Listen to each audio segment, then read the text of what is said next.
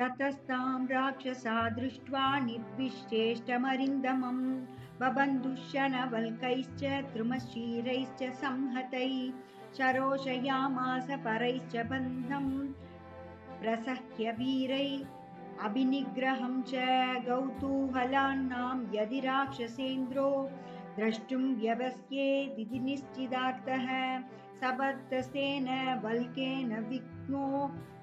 त्रेण वीर्यवान् अस्त्रपन्दश्चान्यं हि न बन्धमनुवर्तते अदेन्द्रजित्तु द्रुमचीरबद्धं विचार्य वीर कविसत्तमं तं विमुक्तमस्त्रेण जगाम चिन्तां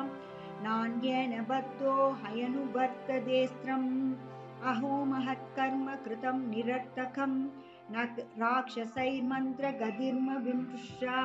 पुनश्च नात्रे विहदेस्त्रमन्यत् प्रवर्तते संशयिता स्म सर्वे अस्त्रेण हनुमान् मुक्तो नात्मनामवबुध्यतः ग्रह्यमाणस्तु रक्षोभिस्तैश्चैर्बन्धैर्निपीडितः